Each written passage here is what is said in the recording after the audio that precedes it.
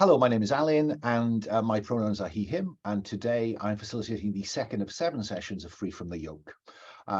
Free from the Yoke, you want to know about Free from the Yoke, go back and check out session 1, which was a session 0, really, in which we created the land where we're going to be, against which we're going to be playing as a group through till almost Christmas. I will say that we are playing with safety tools. And again, for the longer safety tools discussion, please go back to the previous session and pick up on that. But I will remind the players, we have a lines and veils tab. You want to update that at all at any point, go ahead. At the minute, we have lines on, and lines, this won't crop up in the fiction. We have lines on epidemics, harm to children, homophobia, racism, sexual assault, misogyny and transphobia. We have veils, which are, can be in the fiction, but we will draw a discrete veil so they don't appear on screen. We have veils on eye injuries, harm to animals, domestic animals, sexual content, torture by either PCs or NPCs. And then we have an ask first check-in on PC betrayal and suicide. So we're playing with those safety tools. We're also playing with the X card, which the players, we had a detailed discussion about this last time, so they know what the state of play is, play the X or put it in the chat. And we're also playing with the open door, which means that if something goes on in the real world, go deal with it. But also if this turns out not to be the game for you, then, goodness me, the open door is there to use it, okay? So I think that's probably all I'm going to say as an introduction. Again, our millions of viewers can go back to session 1 and check out all the previous detail. But let me go around the players as I can see them on my screen and ask them to just say hello and tell us about their pronouns, and maybe a little bit about the house that they created last time. So again, for no particular reason, I'm going to start. Joe, say hello, tell us about your pronouns, and introduce us to the Jezdec Horselords. Hi, I am Joe, he, him. The house I will be representing, playing, however we choose to characterize that, I guess, is the Jezdec Horselords. They're kind of, in my mind, the analog is something kind of just your general steppe people, horse, maybe Mongolian, maybe Mongol, maybe something a little less, just maybe dial the bloodthirstiness back a step from that analog. But yeah, that's who we are. Thank you. Let me go next to Dan. Hello, my name is Dan Brown. My pronouns are he, him. I'm playing the Forgers, which in this world are known as the Chisel and Mallet. They are crafters and builders. They're known primarily for their stone and metal work rather than kind of any sort of carving or anything like that. In particular, they have a fondness for statues made out of marble and granite. And while they were kind of under the Empire's rule, something fell from the sky and created a crater, and there is a unique metal in the crater that they've been lacing into their works to give them some kind of interest. And that's all I'll say for them right now. Thank you. Moving along then to Jason. Say hello and tell us about your pronouns and the Shining Path. Yeah, I'm Jason. I use he, him pronouns. I'm playing the church and called the Shining Path. They're monotheistic sun worshippers. They originated this land in the distant past. They were forced out. They prospered in the Empire and returned when the Empire took control of this land and burst from hiding to support the rebellion. And now they're trying to take their rightful place and regain their ancestral holy sites that are found here. Thank you very much. And finally, Alex, say hello, tell us about your pronouns and introduce the Cursed. Hi, I'm Alex. I will be representing the Newfound Family, which in our game is called the Cursed. They are refugees from a distant land to the north. They come from a number of different cultures, which we have not finished defining, and they are new to this land. They have come into it to look for a better life after the Empire made things difficult in their homelands or destroyed it. We'll find out. Plenty to play to find out. Did I say my pronouns? My pronouns are he, him. I'm sorry. Thank you. It's once again early for me. Yes, no, we are very grateful that you are getting up at some ungodly hour in the small hours to play with us. Okay, so with that kind of sketchy background, we're going to define because this, the setup in this game takes quite a while. So we're gonna proceed with that.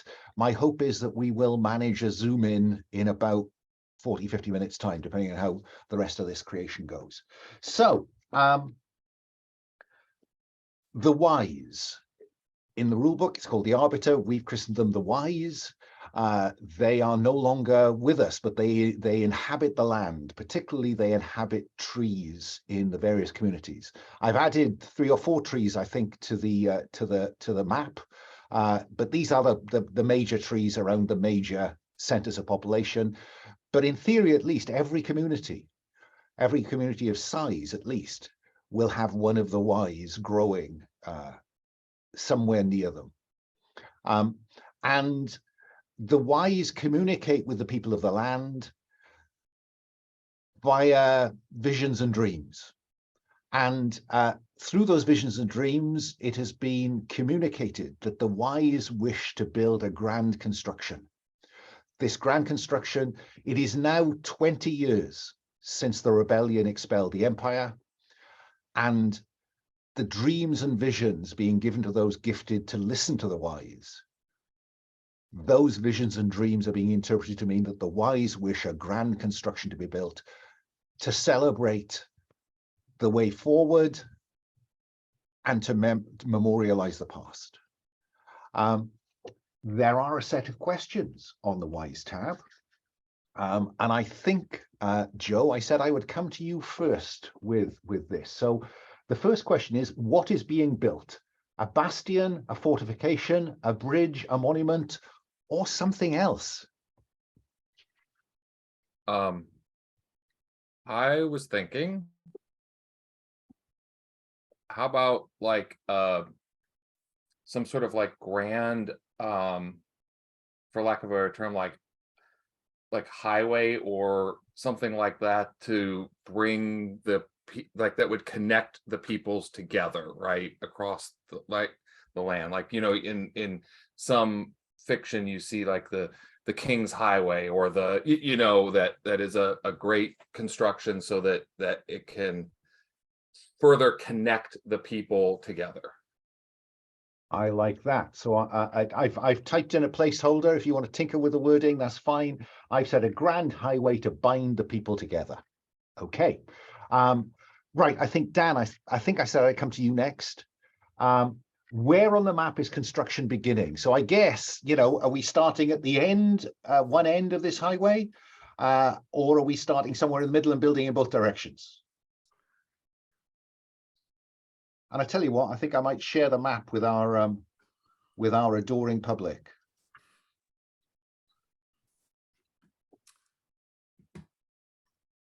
I mean, it's a really good map. My inclination was to start at the end, and I think it starts at the great city. That seems very logical, doesn't it? Yeah. Okay, if you want to put that into the character heap, that would be very helpful. Yeah. And then, Jason, I think I said I'd come to you next with the third question, which is, who is construction displacing or disrupting?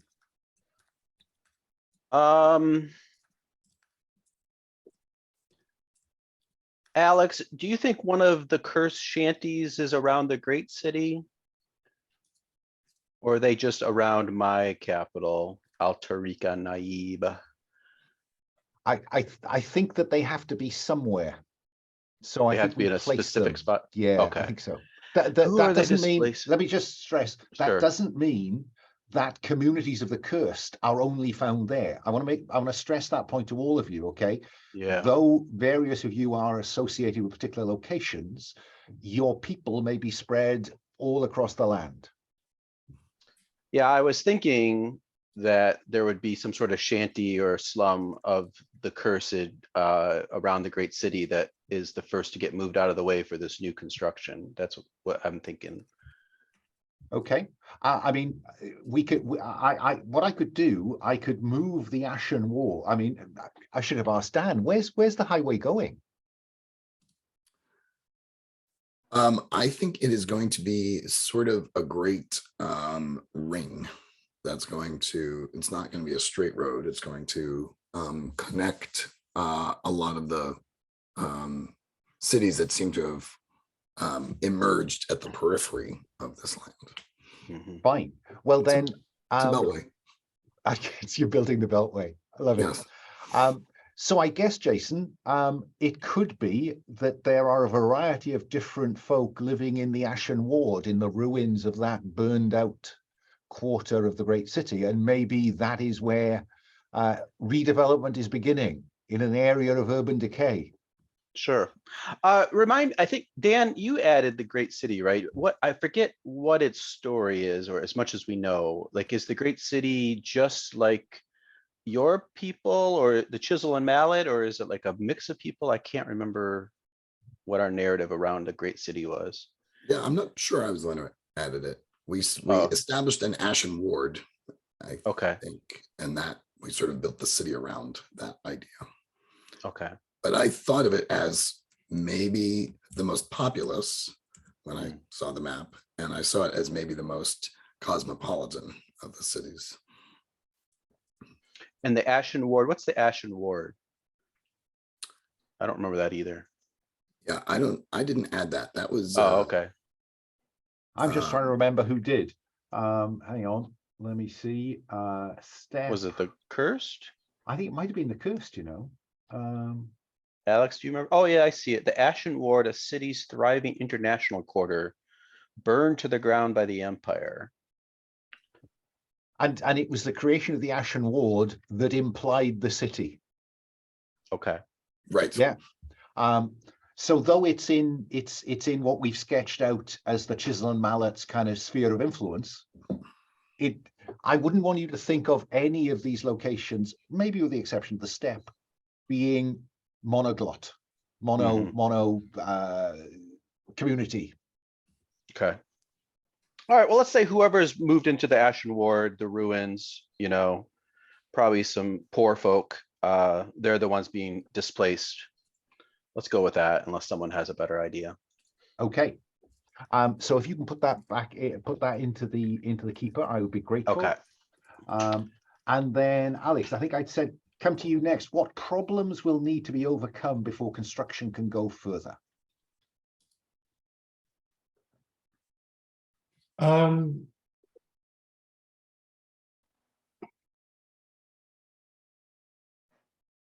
Well, there's a couple of good choices, but the one that comes to mind immediately is that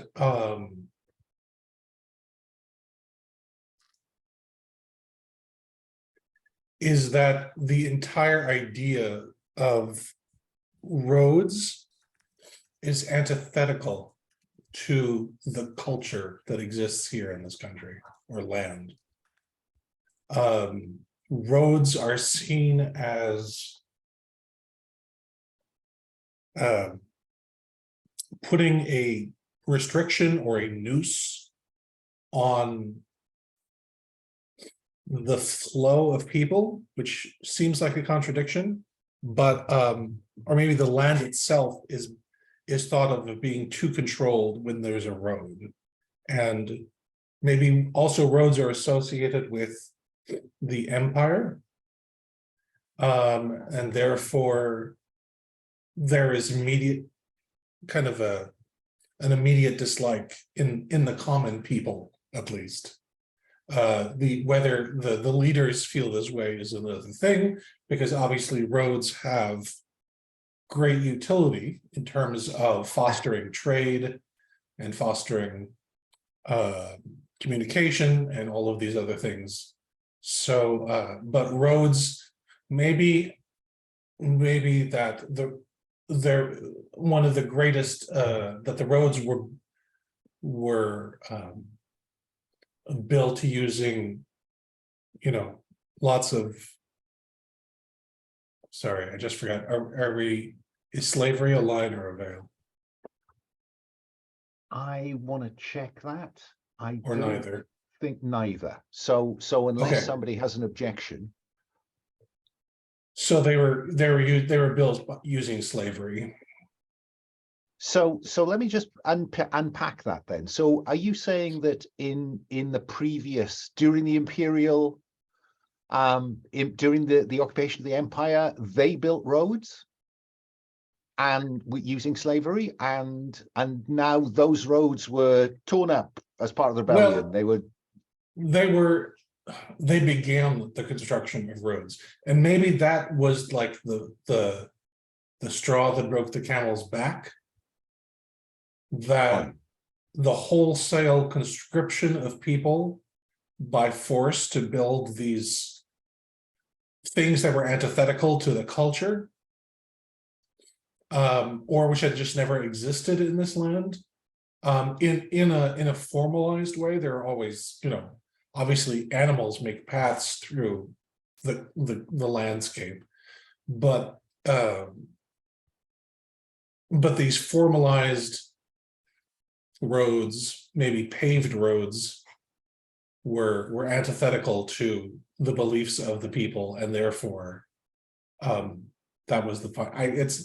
It seems a bit lame to me at the moment, but that's as much as my brain will. That's will okay. come up. So the thing that needs overcoming then is discomfort in the common people with the idea of roads. Is that fair as a summary right now?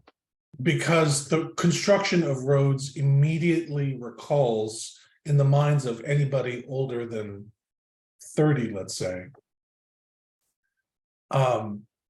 great suffering that was spread across all of the factions. Okay, so roads are linked to the Empire and the suffering it caused.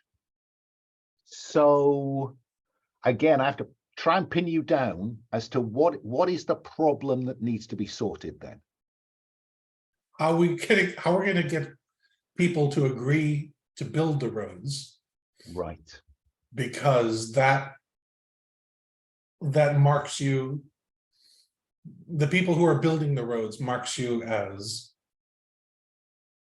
basically, in American terms, an Uncle Tom. Okay. So what I've put in there at the moment, just as a placeholder, roads are linked to the Empire and the suffering it caused. So finding labor may be a problem. Does that work as a just shorthand for now? Yeah. Okay, brilliant. Okay. So let's stop the share for a moment. So you will see that there's a progress and a doom track for this project. And basically you deliver appropriate surpluses. So in given what Alex has just given us, if you could deliver recruits to the road building project, that would mark progress. If you could deliver the materials to build it, that would mark progress. And the thing to be aware of is that when that progress track fills, if it fills before the project becomes doomed, the age will change. So that is a clock, if you like, for the first age of our game. Now in 7, it will depend to a large extent on the rate at which you want to deliver surplus, how quickly we change ages. We will change seasons before then, But in terms of the change of age, it will depend on how quickly you lot want to fill that progress track. The doom is marked when stuff goes wrong. I'll leave it as vague as that right now. And if the doom track fills first, then the age will change, but the project will never be completed. And there are different consequences on whether we end an age with a success or a failure. Okay, so, but the key thing is the rate at which we change age is kind of in the hands of you as players and the rate at which you want to fill that progress track. And, you know, I've put some examples down there of the sort of things that might reasonably mark the progress track. But, you know, if you can make a case for some other surplus fitting into, you know, making this project easy to complete, then we'll mark the progress track, right? That list is meant to inspire, not to limit. Okay, so we know now a lot about the houses. We know a lot about the history of the land. We know what is going on in the land right now. What about the characters that are going to play against this background? So, Jason, I know you've given some thought to this, so I'm going to come to you first. You expressed an interest in the Factor playbook. So what can you tell us about your character so far? Sure. Let me ask you a question first, Alan, before we move to that. About the wise. Mhm. Beyond the trees, can you give me a couple sentences of how you think they're organized, or like what their rule is like? Do you have any ideas about that? Yeah, absolutely. I'm using the bit on the wise tab around oligarchy. The guardians are eternal, so the wise are eternal. As long as the land exists, they will be here to speak for it. When our heritage was stolen, they walked among us. They were heroes of the time, keeping the stories alive. When the revolution came and the rivers and hills rose up to fight against the empire, on the eve of victory, each of the guardians walked into the heart of a settlement and planted a seed. And we added to that last time in the sense that each of the wise then sacrificed themselves and a member of one of the houses, and they were buried underneath the seed and nurtured the seed. And so in these settlements, white barked trees grew with a combination of knots and bark that give the appearance often of a face. Mm-hmm. And what it says is, through the trees that grew, the wise keep watch over their citizens, advise community leaders in dreams, and send natural disasters against those who attack their lands. So everywhere there's a tree, there is someone who can hear the tree. Mm-hmm. And I've added some a couple of samples to the NPC tab. I've called them listeners. One of those to whom the wise communicates through dreams and visions, they and representatives of each house are welcomed by settlements hosting the seasonal great feast. So they are the people who speak for the wise, and they are spread across the land. There are many of them. Do the wise also have like sort of a mundane bureaucracy, like governors and an army and that, tax collectors and that kind of thing too, or are they pretty much just the tree supernatural aspect? I think it's that supernatural aspect, but I will stress there are agents of the wise. So they and those are actual people. Oh, actual people. So you have the listeners who are the wise representatives on Earth, if you want to put it that way. You might call them a priesthood. Maybe they're more shamanic than priestly. Mm-hmm. But also there are those who are judged to be the heroes of the current day, perhaps. And if you check out the Wise tab, you will see that over there to the right of the project, you will see that there is the shadow of the wise, the fist of the wise, the voice of the wise, the falcon of the wise, and the soul of the wise. And they currently have they are not defined at all. They will be defined the first time one of you chooses them to be the character you play in a zoom in. Okay. Yeah. Okay, great.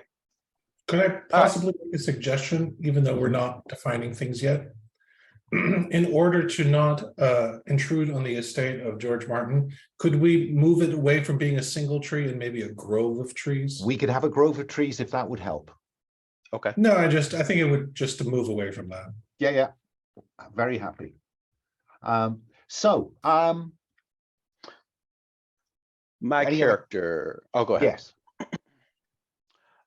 Okay, so I'm going to play the Factor, which seems to be sort of like a catch-all phrase for sort of an agent. So his name is Salah ibn Khaldun al-Hakim. He's known colloquially as Salah the Wise. Uses he, him pronouns. He's in his 30s. He's a extremely competent, dangerous figure. He's officially a sort of like a special envoy sent out by the church. He works directly under the high priest, who also name, we'll talk about him if he comes up in the story. But he's sent out on sort of special missions by the church, but underneath, covertly, he's sort of the spymaster for the church. Okay. Appears to be a very canny accountant, but actually has many more strings to his bow. Fine. And you've chosen stats, and you've chosen a couple of moves for him. I think I think you're all going to start with 2 moves. So everyone has a price and quartermaster. Okay. Is there anyone else who wants to step up and tell us what they've decided in terms of playbook? Alan, let me ask you one more question I noticed on the character keeper. So under gear, I see you have all of the stuff that we have for our house. Yeah. Pops up here. Although it doesn't seem to list everything. I don't know if I'm not figuring it out, but like for my character under gifts of humility, I can't get all the way down to the other lower stuff. Okay, the way you need to, because I notice you've highlighted some stuff in the house for assets. Okay. Edit everything else out. Oh, and it'll and then transfer that right over will come to across. the yeah. Okay, great. Okay, good. So anybody else want to step up, or shall I point a finger? You see, Gauntlet's so polite. I'll go. Okay, Joe. Tell us about your Jezdec Horselord. I prepare for disappointment. I don't have quite nearly I have not quite nearly put as much thought into it. So we all know Jason's done nothing since last week, but think about this character. Very so true. I apologize if what I know at this moment is I think I'm going to choose Vagabond. That is the I was thinking Scout, but I think Dan, you had Scout listed in yours, and so I'm good with Vagabond. So yeah. A free and independent traveler wandering across the land. Yeah, sure. So which of those stat combinations are you thinking of? Yeah, I'm thinking about the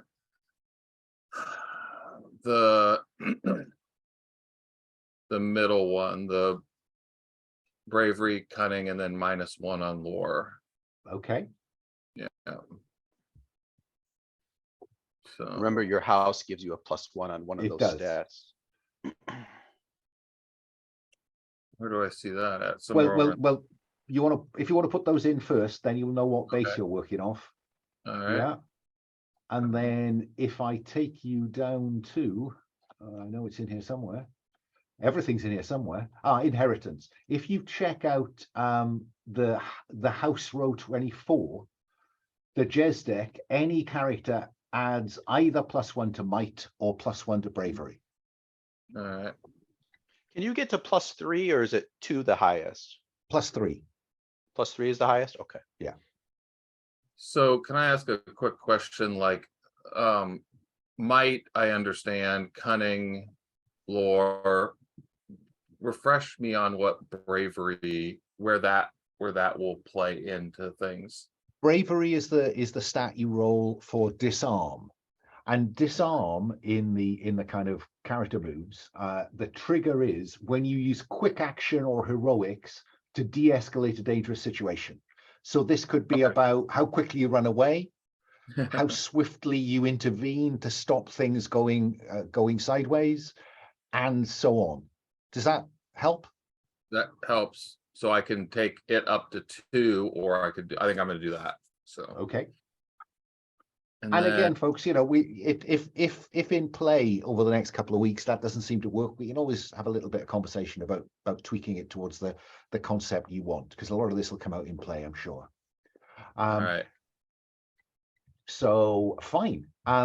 You get yeah, and then you get down the bottom, starting on row 40.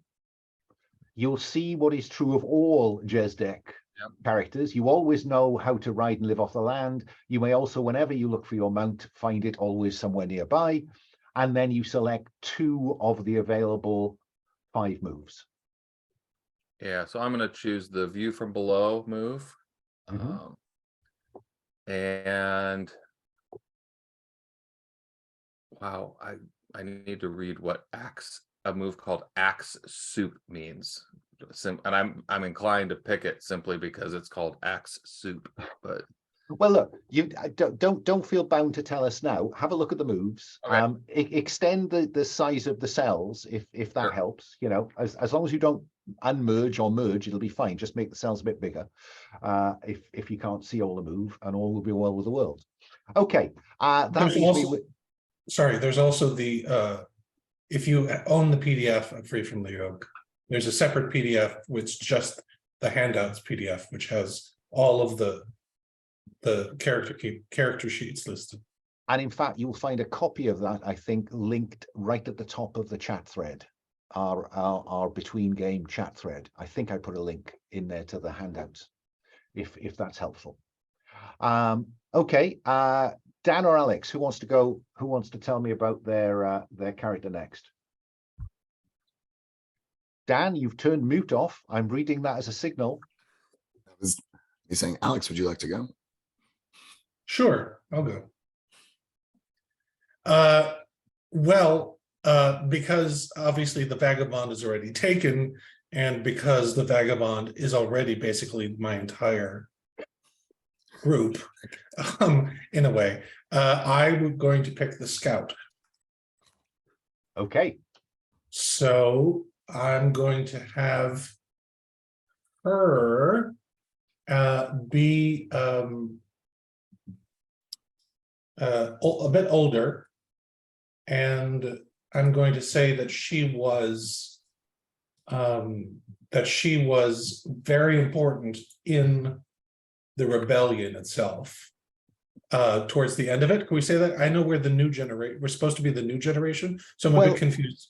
Okay, How it could be both elder and well, so you will see, this is not in the game, it's just to help me conceptualize some of this stuff. You will see that next to character name and pronouns, you have a choice: young, mature, or old, I think were the 3 I ended up with. If you are young, you probably don't remember the rebellion. If you are mature, you remember it and may have been involved.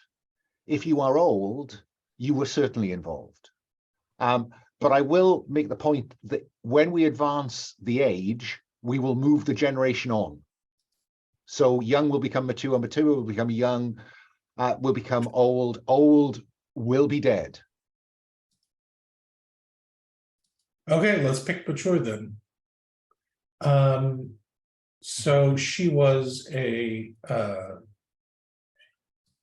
she was used, she was very influential towards the end of the rebellion, and acted kind of as a cat. Will you stop that, please? The cat is being very distracting. I'm sorry. To me, you probably can't hear it, but so she acted kind of as a spy and as a guerrilla leader during the rebellion.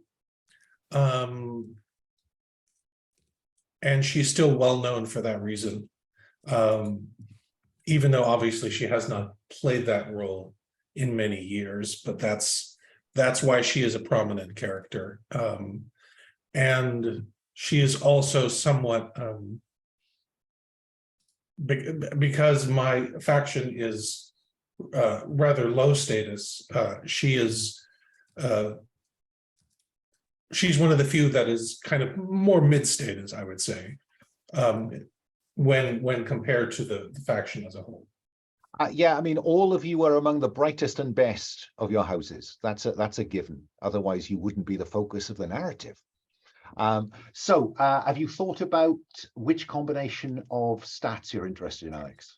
Yes, bravery 1, cunning 1, might 0, lore -1. Okay, and then you get to add 1 to either bravery or cunning. So that she would add to cunning. So I go up to cunning 2. Fine. Okay, and then again, you have a choice of 2 of those available moves. I'll come back to you in a bit. I'll let you have a browse. So Dan, what about this representative of the Chisel and Mallet?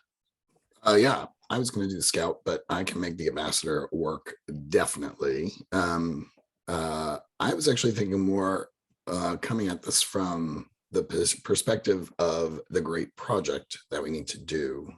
And as forgers, we are sort of potentially responsible for a lot of the generating the raw materials and potentially kind of providing a design and architecture for the road. But we're also aware that the river folk from whom we learned how to make vehicles have started creating construction machines as well. So Kasthera Onyx Chip is a young ambassador from this land, specifically from the forgers here. And she is on her way to the Riverlands to see if she can negotiate getting the designs for these construction machines, which will help with the creation of this great road. Certainly, I think that's probably what the House intends.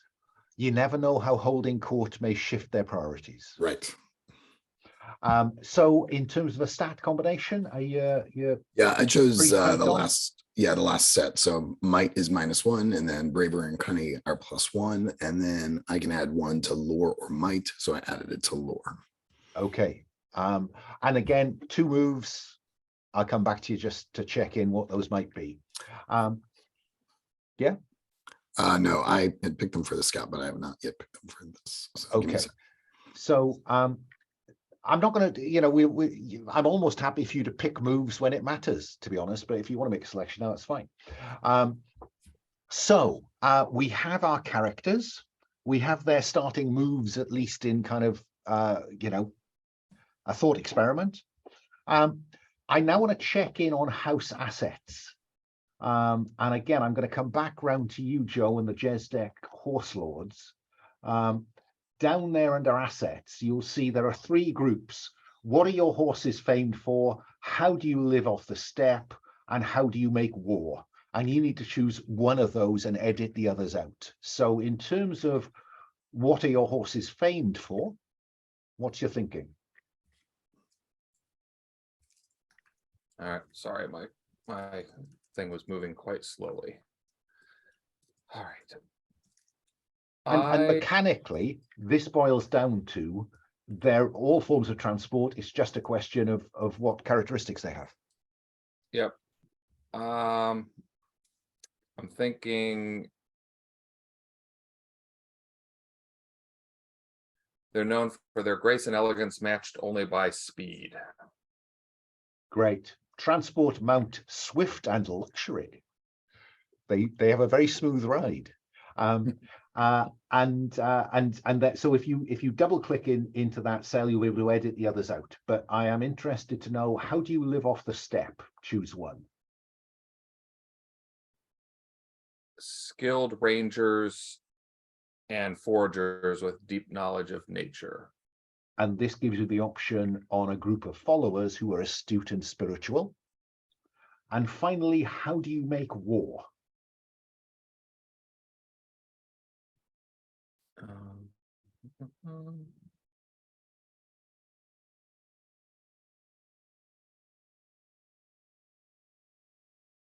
lightly armed and armored, your mobility is unparalleled.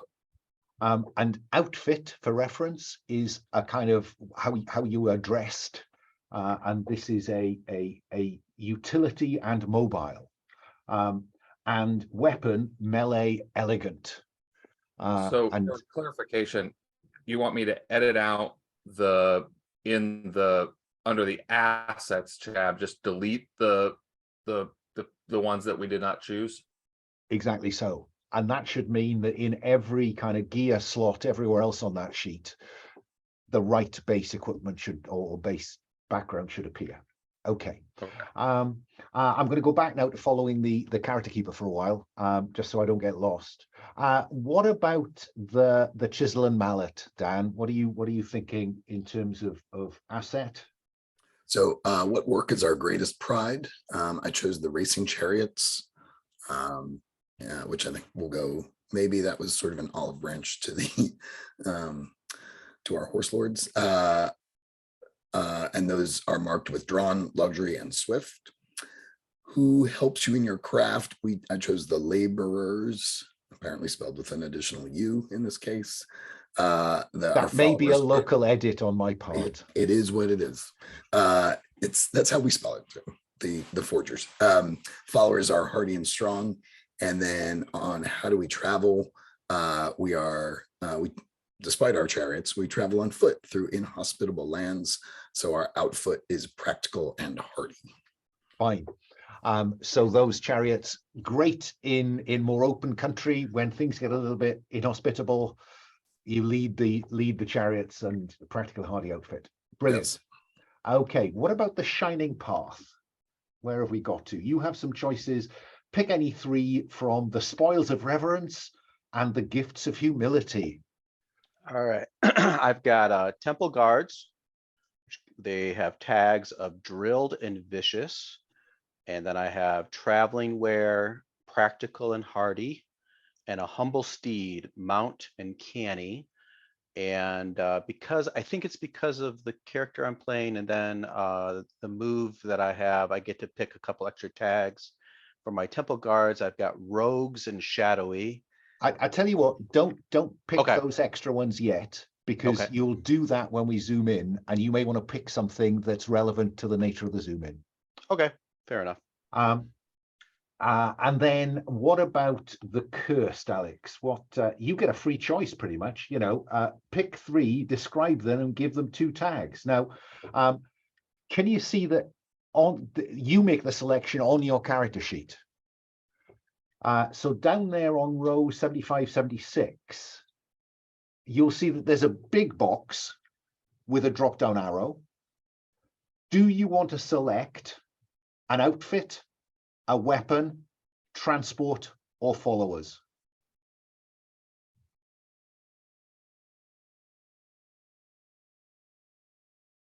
I think followers makes more sense because of my house's asset. So I'll do that. Okay, so if you drop down through that drop down box up there on row 76, with that big box, if you scroll down there, you will find a variety of followers. You get to select any variety of followers you want. Let's do hardy. Okay. No, let's do rogues. That makes more sense. And then you can select an extra gear tag for those. Now, can you see that alongside followers rogues, there's a little box marked number 1 and the option on 3 gear tags? You can now tell me something else using those about your followers. So followers rogues, you can now select another kind of followers. It's the same group, but they got both characteristics. Okay, so we'll pick outfit and mobile. And do that. Followers, yeah, you can do that. Yeah. And is there a reason why I shouldn't be able to do that? No. I was just glancing across, and I thought I'd misread that the trigger, the kind of the bold print on assets. Go ahead, you're on the right track.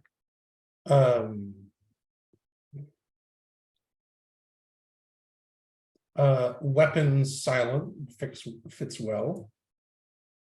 Fine. And pick all three, you said? No, you get to add 2 tags to each of these. Okay, yeah, so that makes the most sense then. Yeah, okay. And then you can pick another type of gear. Again, this would be something that if it's an outfit, it's what your character, the character wear. If it's a weapon, it's what you, the character, carry. If it's transport, it's your transport, blah, blah, blah. Mm-hmm.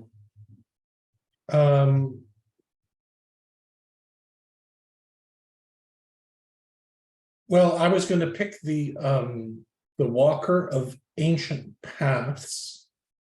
So move for the character. So if I picked Transport Swift, could that be actually just the knowledge of how to get around? So it's not a thing in and of itself, it's a knowledge, but would that double up on Walker of Ancient Paths then? I think that doubles up. Okay, then I'll pick something else.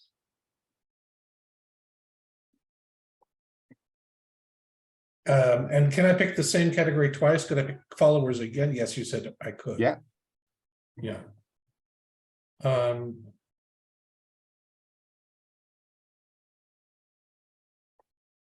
So rogues help you blend in, because we're looking Yeah. at your home culture, your industry, and or standout. Let's just, because it's different, let's say weapon weird. Okay, and give it 2 other tags. Yeah. And for that, sorry, I did not get into this much detail. So I'm doing this on the spot. Well, again, you know, if it doesn't work once we start playing with them, we'll tinker. Okay. Can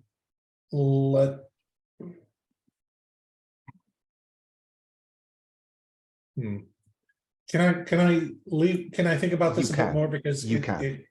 I'm having trouble seeing how the extra tags would apply to the weapon weird. Fine. If any of you want to check out what those tags might mean in games term, you'll find all the way along there's a tab called gear, which has a kind of brief description of what these tags mean. And of course, if you could make those tags count, I mean, some of them have very specific benefits. Others are a bit more, because it's based on legacy, so a bit more, you know, vague.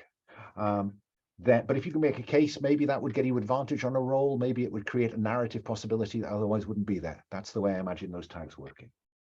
Okay, so we have our 4 core characters, sorry. Now I want to work out how you are connected. So we're gonna come back with backstory, because I notice it's nearly 5 to the hour. I'm going to suggest we take our first break, and when we come back, what I'll be looking for is somebody to volunteer to have their character name inserted into one of the statements that each of you has. Yeah. So you'll offer them up and we'll take volunteers. So 5 past the hour, I'll see you then.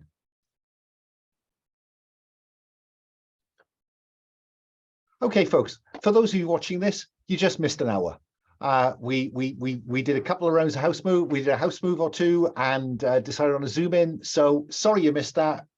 Maybe you'll find out about it in play, but we are going to go straight to a zoom in. So the focus player for this is Alex and the Cursed. So Elina is at the center of this.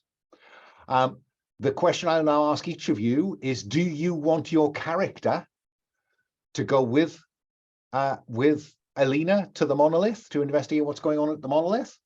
Or Alex, you have the option, if one of them doesn't want to send their character, you can offer them one of the agents, one of the Wise's agents. You decide which one.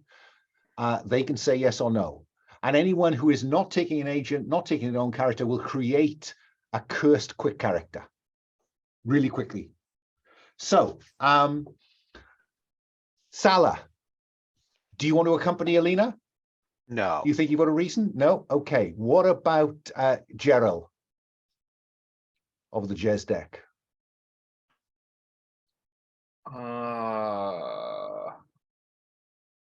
So I'm sorry, I don't want to waste time, but like, so I haven't done the Jezdec have not done their thing yet. So if he goes, No, you want to do a zoom in. yeah. So we will start with your zoom in next time, and then around, Does that or make- we'll do I a mean, round of house moves and Is it then a zoom in. weird? I guess, is it weird that he would go with in this zoom in and then also be able to participate in the other zoom in? Or Yeah, they can be a couple of weeks all right, apart. I think he will go. Fine. And what about Cassie? See, if it's okay with Elina, we'll hitch a ride because she is heading in that direction. And so likes to chat to people while she travels. So I go back to Elina and say to Elina, do you want to offer Jason the opportunity to play an agent of the wise? Yes. And if so, which one? The shadow? soul. Oh, the The soul. soul of the wise. Okay. So you are going to, do you want, no, that's not the way. Do you want to play the soul of the wise? Sure. Okay. That means that the cursed move their favor 1 towards 0. So if it goes from, if it's at -2, it goes to -1, -1 goes to 0. If it's at +1, it goes to 0. If it's +2, it goes to +1. Okay. And that's permanent. I can make that change now. You make that change now simply by the arbiter is always pleased to help.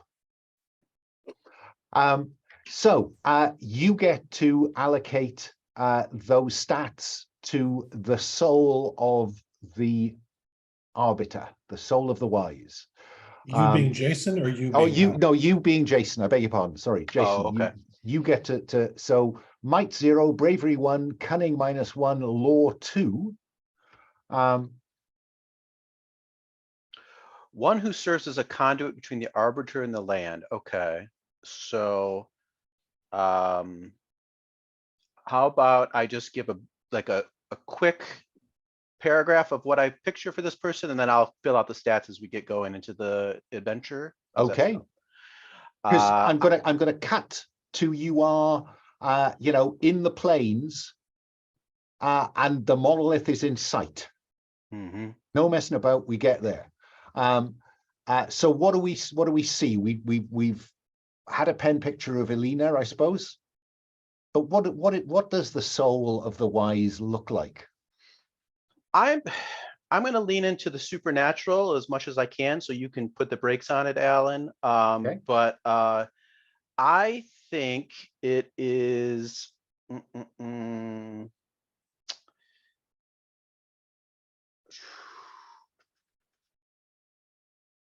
I think it is.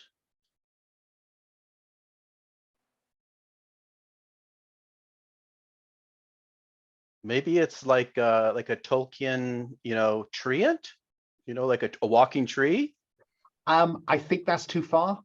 Okay. Everyone in this game is human. Okay. How about until the game twists you? Sure. How about it is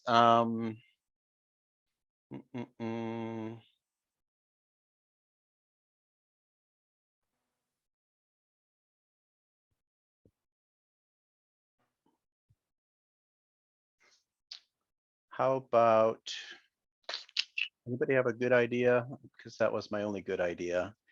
A nondescript person in a hood at this point. How about like a green skin? How about if I have the green, tree-like skin, like or a green skin person. Okay, want to stay with I want to stick with human. There are certain moves in the game that will twist you. Sure. I think let's wait till we get there. Jason, what if this person is very young. Not a Sure. child per se, but a young teenager. Okay. And That that, acts like a conduit almost. right, that in a sense, they have two voices, Like it. their own voice, and then whatever The wise whatever says. the conduit says. Yeah. Okay. Okay, I like it. And Let's go with that. then you get a core move, which is called the Land's Whispers. And then you pick one move: Deep Lore, Strange Insights, Mark of Office, or Wild Tongue. Now, Mark of Office might be, that your skin is diseased in the form of bark. Mm-hmm.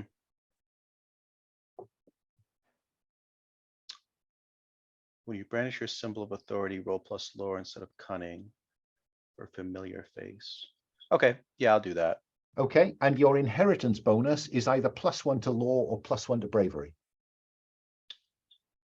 Let's max out lore, +3. Fine. And I've put in your base gear, which is outfit practical but meditative, and transport mount canny. Okay. Okay. So that's our basic soul of the wise. Elina, you are leading this expedition. Cassie is along for the ride. We have to have a look at the chariot, Cassie. Surely. What does this chariot look like? One thing too, Alan, maybe we should pick our roles at this Oh, point yes. for our Sorry, characters. you're quite right. You're quite right. Yeah, each of you needs now to select the role: leader, champion, rogue, or outsider. You can duplicate. Is Joe going to play someone from the house? Oh, sorry. Yeah, Joe. You're going as Gerel, aren't you? Yep, correct. Yeah, thought so. Salah's the champion. That's what we picked. Gerald is sorry. going. I'm sorry, Gerald's going, or Gerald is Gerel is accompanying this expedition. Now I understand. And I need to know, Gerel, you are the rogue. Okay. Correct. Cassie, you are an ambassador. What's your role in the house? Leader, champion, rogue, or outsider? Yeah. And likewise, Elina, which of those four would describe you? Leader, champion, rogue, or outsider? I would say leader. Fine. Given the history that we have created for her. Fine. When you lead an expedition, say what your objective is. Well, I think we know what that is. The GM says that. Can you say it one more time? I lost what the mission was. Oh, it is to go to the Monolith. They have dreamed dreams of strangers at the Monolith. Okay. And this is to determine what's going on. Yeah. So we know Elina is leading this expedition to the Monolith. That explains that. Gerel, rogue, mark when your house snubs people like you. Say what strength of your house your fellow unfortunates managed to hold on to. Why are you the what is it that makes you not a core member of the house then?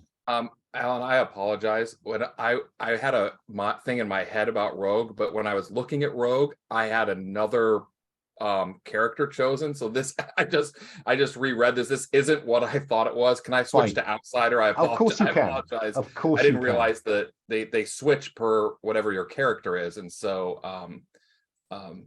what I had in mind is all gone now. So fine. Outsider. Mark, Sorry. when you set out into the world to walk your own path, say what legends you're chasing the truth of. The GM says where you might find further clues. Let's not do that now. We'll come to that when we zoom in on you. And Cassie, you are the champion. Mark, when you're sent to bring peace between two groups, say who your contacts are in each. GM says, fine, we'll deal with that when we zoom into your trip to the Riverlands, yeah? Fine. There's the Monolith. You've been traveling most of the day. Dusk approaches. Elina, what do we see you suggesting to this motley band?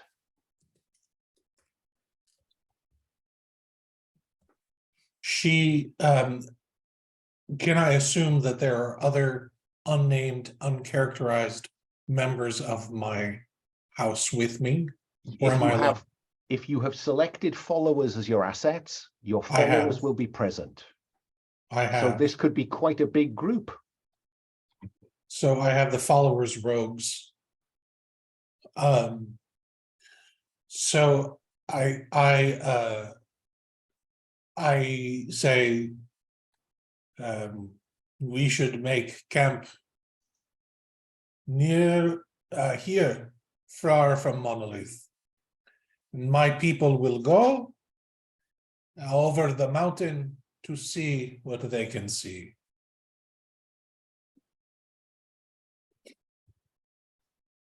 What does the soul of the wise make of this? The soul of the wise is nowhere to be seen. They've wandered off into the nearby forest, triggering the land's whispers, I think. Roll plus lore. Let's have you trigger the land's whispers. Okay, +3.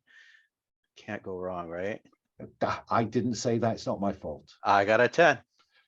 It can't go wrong, apparently. So on a hit, the land sends you a vision laced in metaphor, telling you who poses the biggest threat to the wise and who would be willing to lend you aid. I think that you see campfires around the monolith, and they burn an eerie green. They are a threat to the wise. On a 10 plus, a creature of the land follows you as you leave your seclusion. You can ask it to do one thing for you, and it will comply as best it can. I'd like to put that on the shelf for a moment while we see what everybody else is doing. Okay, great. Cassie, what about you? Elina is suggesting camp here for the night. That's great because I've got a new chariot and it's really designed to work the streets of the great city. And when I brought it out, I mean, I just thought it would be really cool. It carries all our bags. But when I brought it out here into the wilds, this is why my people travel on foot in the wilds. It broke down. And so I've got a lot of repairs I need to do to this. Did I not tell you this before we left? You did, Elina. And so many times you have offered me really good advice, and so many times have I not listened to it. And I really should start listening to the advice that you offer. But look, I mean, it's got this new metal trim on it, and we've discovered this. She's already lost attention and wanders off. Does anyone want to know about my chariot?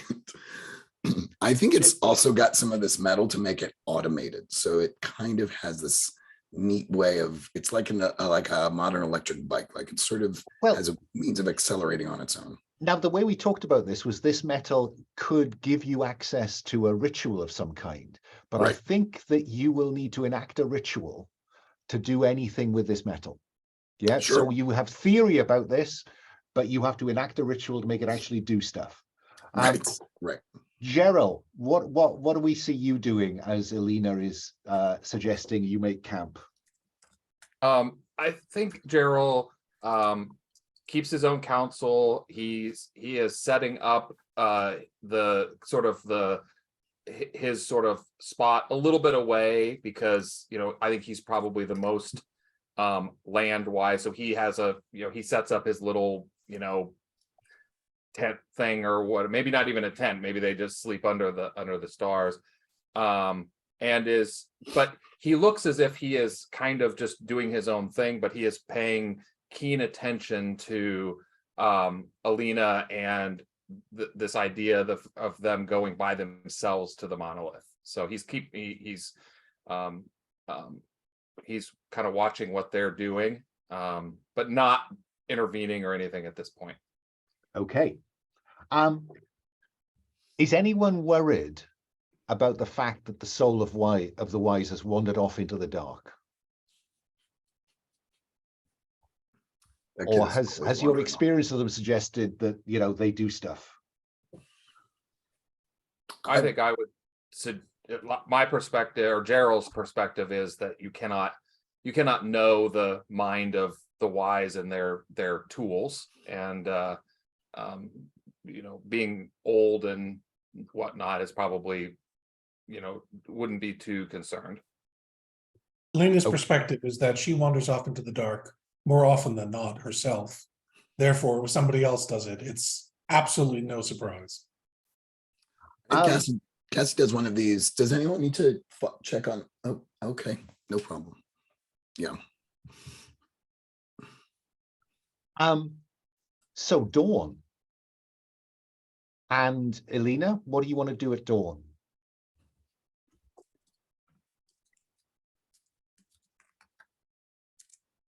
So Elena's going to lead her rogues to scout the encampment that they have seen in the distance with the green smoke. And she is going Oh, there's to, no green smoke. oh, green light, you said? No, you maybe saw some campfires around the monolith, but nothing else that night. Oh, I thought you said something about green light. Uh Okay. that's the vision the soul got. Sorry. Okay. So, yeah, we're gonna go scout things out and see who or what we are up against. Okay, so is this you? I think this is probably your rogues doing their thing. Yeah. And I think that there is an NPC move, which is followers under orders. When you send a group of followers to perform a task within their speciality, roll plus relevant tags. And the relevant tags for these rogues, I think, are their outfit needs to be practical. It has to have either practical, because you don't want them to be marked heraldically, and their weapon needs either to be far or melee. Which of those do you want? Or do you want them Not silent? you can't have silent until you tell me if it's a far or a melee. Yeah, Far. okay, so sling, bow, something like that. Yeah. When you prepare and provision, you can add an extra tag to your outfit. What outfit do you have? Is it practical or is it heraldic? No, it's practical. Fine. So what gear tag do you want to add to yours? Think about that, because it won't apply to them. I'm going to give you +1 for the fact that they are rogues. Yeah. So roll 2d6 +1 for what your rogues can do. You want to scout them out? Let's see if they do.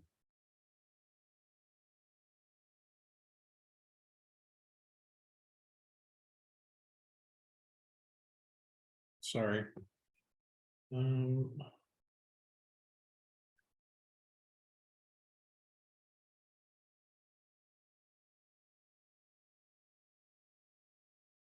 That looks like a 6 to me. 2d6, yes. What do you do when the rogues don't come back? You sent them off, you know, that the handful of them, they scattered around the camp to get a view. You wait there for an hour at dawn, they don't come back. I am definitely worried. And let's leave it at worried for now. Let me cut back to Gerel and Cassie. You know, Elina said she was going off to kind of scout out the camp, and you know, she hasn't immediately come back. So I think where my head was with this whole thing was I think Gerel, I wanted Gerel to follow them after they left. So that was kind of where his head was, is that he was going to, you know, move out and follow them after they left. Because he, you know, obviously didn't come along to sit at camp while they did stuff. Fine. So you've set off after him.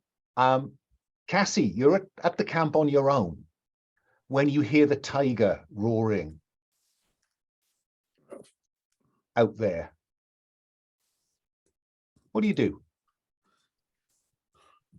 Gerel just left.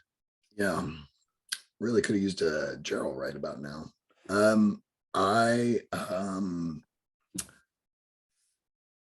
I activate the ritual on my escape vehicle. Enact a ritual.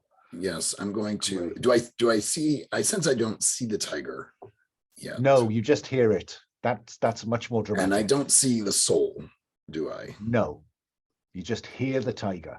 Right. You know what? Let me. What do you want this vehicle to do if you're going to enact this ritual?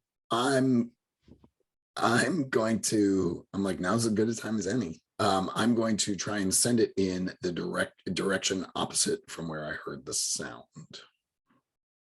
What's your intention? I suppose is My intention is to escape the tiger that I'm imagining. okay. And So I this, imagine it probably twice the size that it actually is. yeah. So it kind of gives the chariot the tag canny, where it will act on its own sensibly, the Right. way a canny animal would. I like So it. let's have you roll plus law. Great.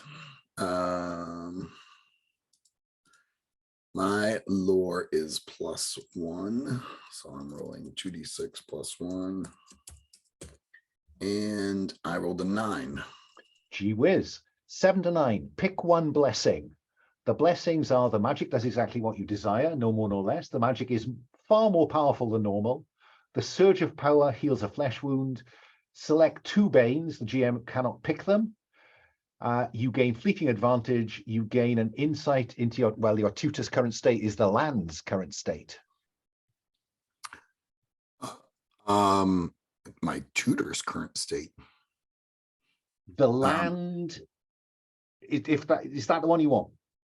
No. I'll just pick the first one. The magic does exactly what I desire, no more, no less. Fine. And so it does that. The GM always picks 1 bane, +1 for each broken condition. You haven't broken any conditions. The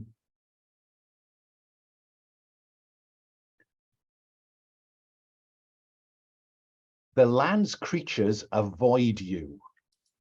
And the tiger walks into the camp, looks at you, looks at the departing chariot, and moves through the camp. Soul, which way does the tiger head? The tiger heads to. It's going to head to the monolith. Of course it is. Gerel, you come upon Elina. Elina, are you at all concerned that your rogues have not come back? Yes, she's very concerned. You have a concerned Elina. What are you going to do? So I think Gerel will bring his horse up, and he looks at Elina, and he looks. Are we like close to the like? Where just are we like right near the monolith, or is it visible to us? It's been visible since last night. Okay. And what I can tell you is that there is a group of maybe half a dozen, a dozen people around the monolith. They seem to be ready to break camp. They've got some mules that they look like they're ready to load up. Looks like they're set to leave. You know, once we get through dusk, dawn. Okay. So Elina, or sorry, Gerel sees Elina and looks around and looks at the camp breaking up in the distance, and Elina, you appear lost. No, I am not lost. It's my people. But we find. Could I make a move at this point? What would you like to do? I'd like to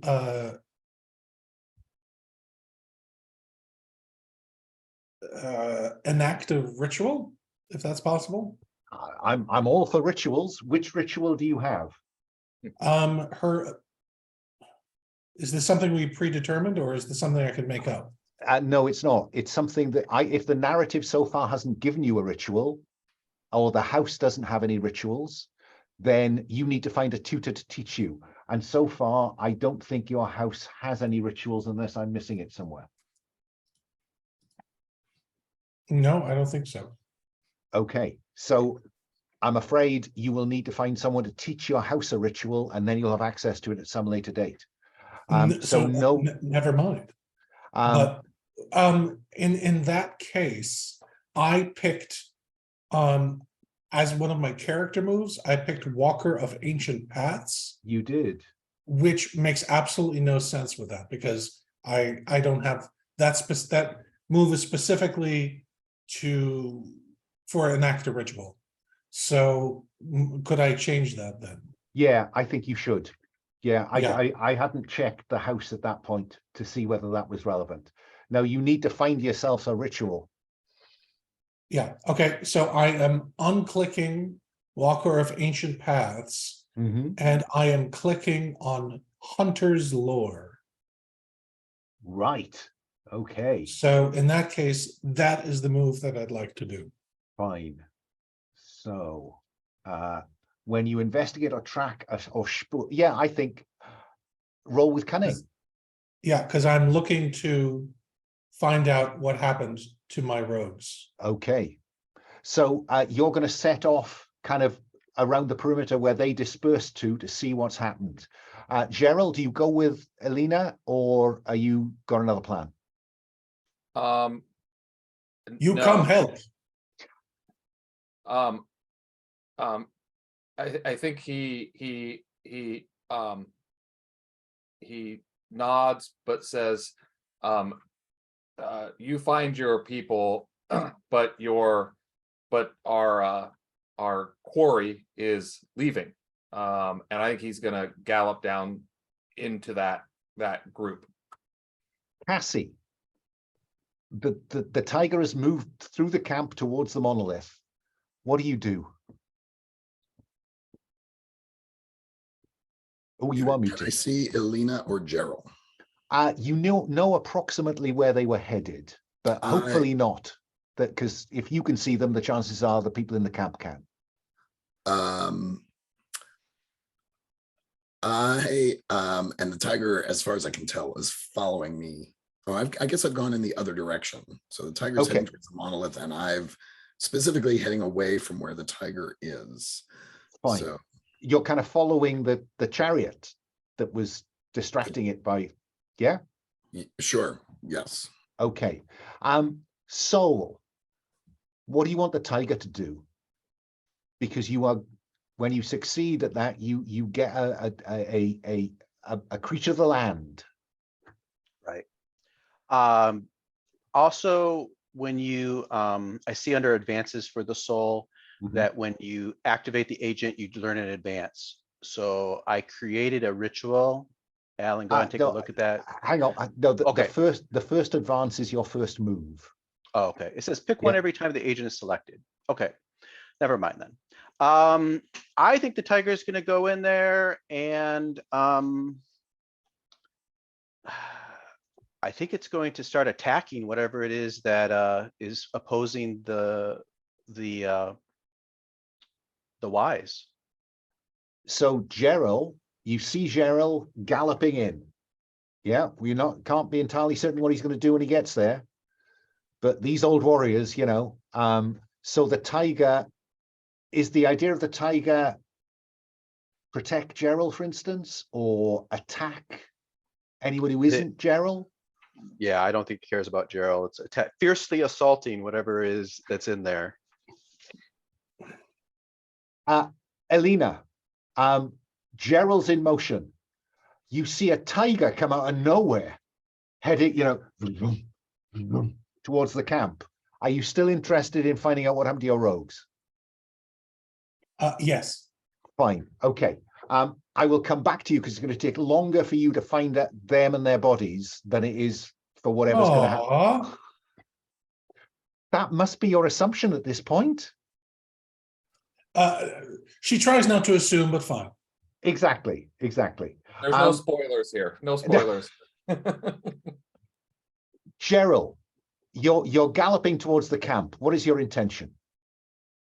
I think so. Look, if we can just play with this for a second, I think originally his intention was, hey, you know, there's people down there, they're breaking camp. We came here for a reason. He wants to understand what they're doing there, right? However, I kind of like this idea of, as he's galloping there, the tiger is coming along, and I don't know, I'm going to admit my ignorance of animal speeds and logistics, but whether I kind of like the idea of it starting to, it's alongside him, and I like the idea of him, you know, his people brought these big cats back to this land, right? And he sees it, and I think he maybe sees it as a sign or something, right? Like this tiger appears beside him out of nowhere, and I don't know if that, I think he's going to follow the tiger and follow whatever it does, right? I think I like the idea of him seeing this thing. He's an old warrior in his last, like I just like this idea of that. So one last job. Fine. The tiger just hits the camp like a storm. There, you know, there's screams, there's shouting among this group of a handful or two of people. You know, it takes the neck of one of the mules, and oh, sorry, we've got a veil.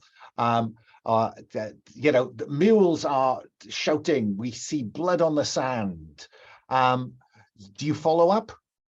I think he does. I think his eyes light with that sort of memory of glory, and I think he's going to dive right in. Soul, are you following the tiger, having given it its instruction? Yeah, coming out of the forest, walking along. Yep. So Gerel, let's have you fiercely assault the camp. When you use an appropriate weapon to hurt, capture, or drive off your enemies. Is this about hurt, capture, or drive off? I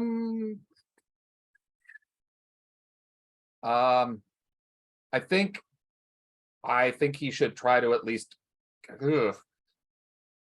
Feels like we would want to capture, just in the sense that you know, we would want to know what's going on. But yeah, let's do that. Let's capture. Fine.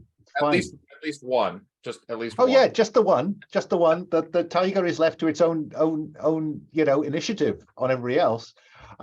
So let's have you roll plus might. And this is the character, not the house, right? This is the character. Might only is for characters. Yeah, I think it's reach or grant. I can't remember. It's something else for them. All right, hang on. I'm straight up on might, so it's just it's 0. So Yeah, it used to be +1, but age tells. it does, doesn't it?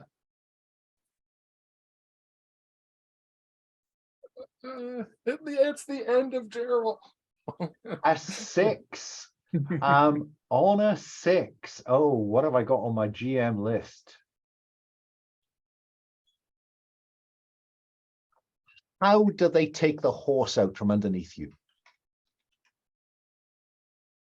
Sending you rolling into the brush. Yeah, I think maybe his mount is has been his mount for many years and is not what it used to be, as is maybe he. And I think maybe and I don't want to bump into a line or a veil here with this, but I think maybe well, you tell me what they do to bring it down. We don't have to get into the detail of how of what happens. Just, you know, is this a spear, or do they trip it? What do we see? I think I was kind of thinking maybe he tries to leap over one of the wagons and the horse doesn't make it. Okay. Could I ask a question at this point? You can. I'm looking at the character moves, and I see a character move called Call for Aid. Yes. Would you like to call for aid, Gerel? Is there something Elina or the soul could do for you? Or perhaps the rogues are not dead after all?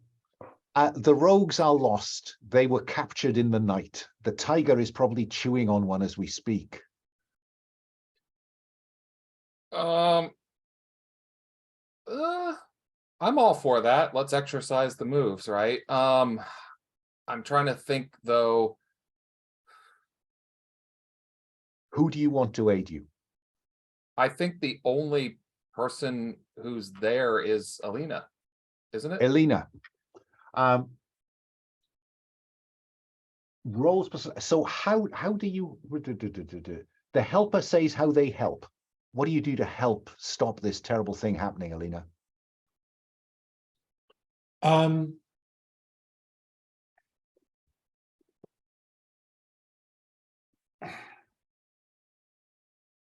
So as she is looking for her,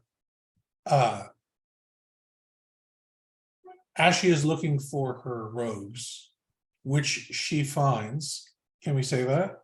Because in the current state they are, she realizes that there's nothing that she can do here, and rushes off after Gerel, and maybe arrives just in time. Now, just to help you frame this action, you tell me what you do narratively, and I will tell you which of those stats to roll with. So she is trying to. You're saying that you tried to jump a wagon and didn't make it? Is that what that's what you're trying to prevent? That's Yeah. what, yeah. That's what's going to cause the problem. So she, having kind of an overview of terrain, being kind of a terrain person, she can communicate through a series of whistles that he's once again charging in on the wrong angle and needs to come in from a different direction. Roll plus cunning.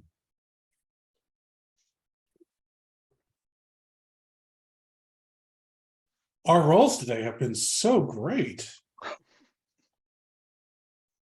Okay, so thankfully, oh boy, cunning, that's where I'm a champion. No, I'm not. 7. Wow. Oh,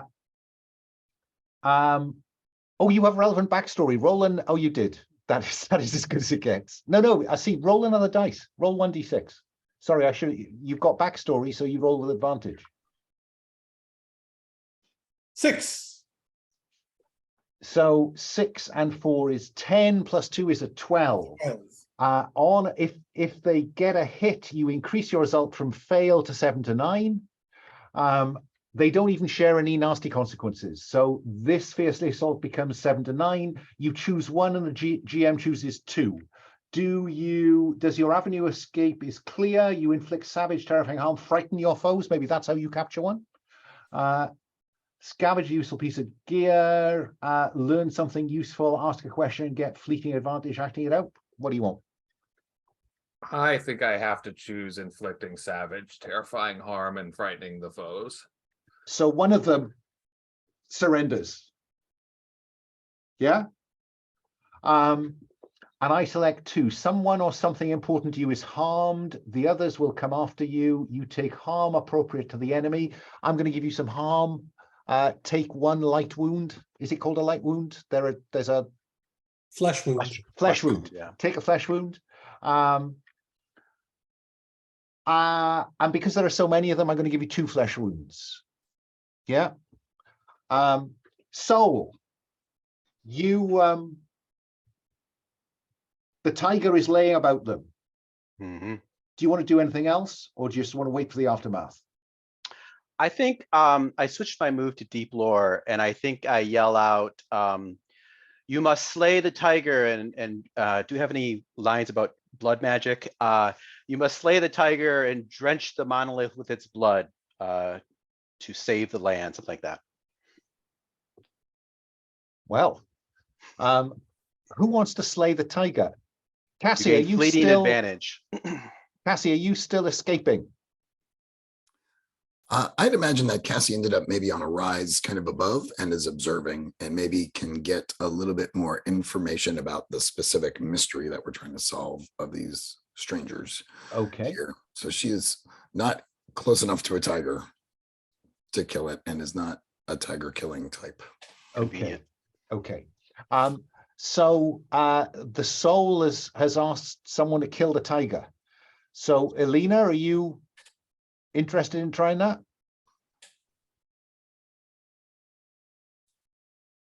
Well, sure.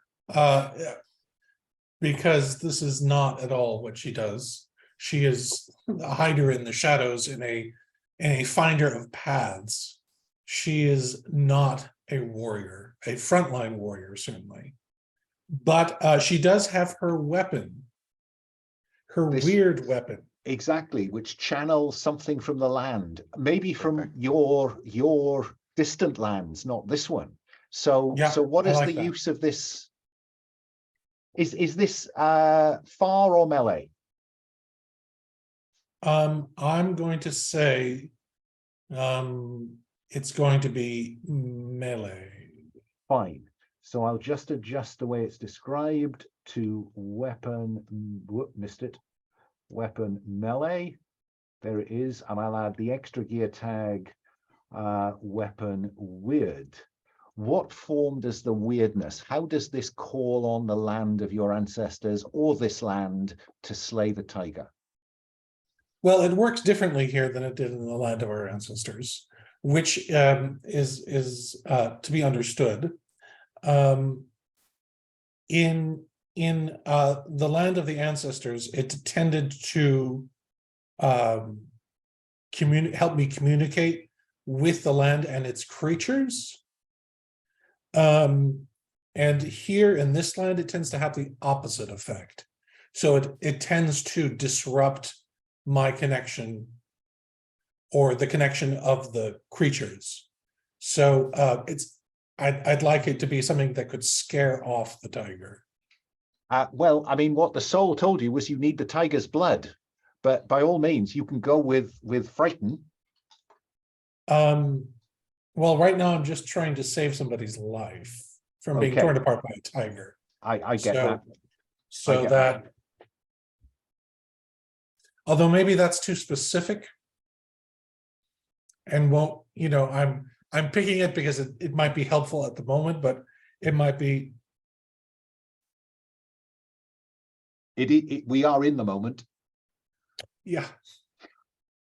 I know, but I'm just saying if I ever have to do anything again with this weapon, it might be useful to pick something slightly more general than something so specific. Well, I mean, it frightens people. It frightens things. It causes fear. It emanates fear. So I'd like it to be something like a bull roar. Okay. So what, when you swing this weapon, it makes a horrible noise that... It makes a noise that tends to freak people out or panic people and animals. Or creatures. Yeah. Fine. Let's have you fiercely assault. I will give you advantage because of the connection, the attunement to the land. Or a land. Yeah, you get advantage from me too. Although I guess you're not really killing the tiger, so I don't know if you have earned my advantage. Yeah, I don't think they have. 3d6, take the top two and add the number. Which is what, might. So 6 and 5 is 11. Fine. On a 10 plus, you choose 2 and the GM chooses 1. You inflict savage, terrifying harm and frighten your foe. That's what you set out to do, wasn't it? Frighten the tiger away? Yeah. Which other one do you want? So I'll pick the terrifying harm and frightening, and avenue of escape is clear. I'd like to pick. Fine. For Gerald, since he's for Gerald and myself. Let's be generous. But the tiger's not a problem anymore, is the bottom line. The tiger is neutralized. I think, yeah, given the hard move earlier, I'm going to choose someone or something or someone important who is harmed. I think that you know, they inflicted harm on your rogues when they captured them. Your rogues are in a bad I thought they were all state. dead. No, that was just me foreshadowing misleading. They were taken. Oh, you never said that the Arbiter can lie. You know, I was just giving you a chance. We will have seen some trap set, and you know, so what you know. Now, if you'd spent some time looking for them, I'd have told you the truth. I did. Yeah, but then you were But somebody went in distracted. charging in. So I'm going to wrap that, right? You have a prisoner, and the prisoner claims to be a pilgrim heading to the holy city. What? Well, Okay. I'm going to wrap the Zoom in there, and I'm going to wrap the session there, leaving you with this person answering. Dan, we need to have a chat about the vehicle because it's not going to move on its own unless you enact a ritual, and that's something you can only do kind of in the moment in a scene. So I think we need to talk about the details of that. But let's have a quick stars and wishes, if that's okay. We've got a couple of minutes. Dan, do you have to go on the hour? Because I'm conscious we're on your clock a little bit. That's nice of you. It's not urgent, no. Okay, well, I'm still going to start with you. Any stars, any wishes? Oh, that was interesting. There are so many moving parts to this game. And it will take you several sessions, I will tell you now, before you begin to see how they interact. Let's see. I really liked, Jason, what you did with the soul. I thought that was really hard to kind of jump in the middle of that. And it was really good to see kind of that all come together. I really got a good picture of both Elina and Gerel in this session. So stars to you guys. And star to Alun for the tiger. I always like a good big cat in my games. Wishes. I don't know that I've got any specific wishes. There's so many directions this narrative can go in. I'm excited to see them all. Then let me go to Jason. Any stars, any wishes? Well, it's neither a star nor a wish, just a comment. I think today was just everybody, like, you know, like Dan said, there's so many moving parts. You know, I find myself digging into the character keeper and the rules, trying to sort things out. Just something to put on your radar, Alan. There's a move. One reason I changed the Souls roll move is because it mentioned something called familiar face, which I cannot find anywhere in the game. Apparently it's some sort of move, but I can't find it. So anyways, let me look. Yeah. I am conscious that there are several versions of the game's handouts out there, not all of which are congruent with the rule book. Right. So I will be checking that out. Familiar. It does ring a bell to me, but I'll have a look where I got it from. Okay. Joe, I found. Sorry, I'm sorry. I was just going to say I found it in a couple places in the rule book and also in your character keeper. So I don't think you messed up.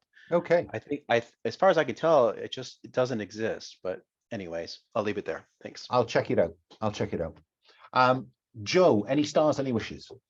Yeah, so I mean, yeah, there's a lot of moving parts. I'm reminded of the board game Root or whatnot, where you're just kind of like, oh my God.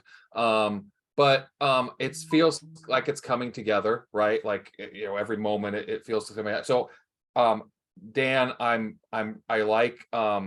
getting a view of Cassie as this sort of like maybe slightly in over her head, you know, youth, and the way you're portraying that. I really like that. It's fun, right? And it's a nice juxtaposition to some of the other kind of characterizations we have. I'm you know, again, you know, the stars to Alex for doing a voice. There's always got to be a star for a voice, or an accent, or and such. And you know, I continue to really enjoy the vivid backstory, Jason. So, and I think for my wishes is, I don't really, I with Dan don't really have any. I'm trying to very, very hard to just roll with it, right, and really let the play eke out, because I had a totally different idea of what I wanted to do by going into the camp. I was going to try to execute one of my moves about when you're in a settlement. I was going to try to lobby for doing that, and then it turned into something different. So I'm being very cautious about wishes. Just more opening up of the story, I think, is what I'm wishing for. Fine. And Alex, any stars, any wishes? Yeah, stars to all of us for finally getting into the role playing, and out of our heads and into our bodies, so to speak. And wishes just you know, our continued, you know, becoming continually more familiar with the game itself and learning how it moves, and you know, learning how to move with the game, you know, Yeah. more than trying to you know, move against it. Or I mean, if I've got one piece of advice, I think it is to go with the RP, go with the narrative, and I'll worry about the mechanics as much as I can. That can mean that you can make some, you know, some not optimal mechanical choices, but you know, it's taken me quite a bit of playing of these games to begin to see how they come together, and so, you know, you could don't overthink it, I think is what I'm saying, because this game will mess with your head when you think you've cracked it, and then something will come out of left field because of what a move does. So you know, go with the flow is not bad advice, I think. In terms of stars, yeah, I got a nice clear picture of the characters. Thank you for the illustrations. I would quite like to get some NPCs in. So if you want to kind of begin to think, I think Jason has added a face for the high priest is in there. So if the rest of you, I think I've labeled some slots as the kind of the face of the Jezdec and the Cursed and the others. So if you would like to think about who they are, because there is a risk in this game, Lowell made the point in the seminar, and I'd agree, is that it can become a bit mechanically driven, and I'd like to put some faces to these folks. Yeah. And so, you know, I'll do that if you like, but I'd like to give you a chance to select the faces for your houses. And my other star is, you know, you are trying to engage with these various cogs, and I appreciate that that's a challenge. If I can help by you know, slow me down if I'm going too fast. But the other thing I think I bear in mind is it's kind of each of the moves has a big effect, right? So Fiercely Assault is going to win a battle or lose it. Disarm is going to get you out of trouble or not. So in a zoom in, you may only be taking, as a character on the spot, maybe 2 or 3 moves, and then it'll be resolved. So they are big moves with big effects, and they're some of them that if there's not a move for it, you just do it. You know, so think about that as well. You know, they have big effects. It's not as you know, in moment by moment driven as other PBTA games. But now let me stop the recording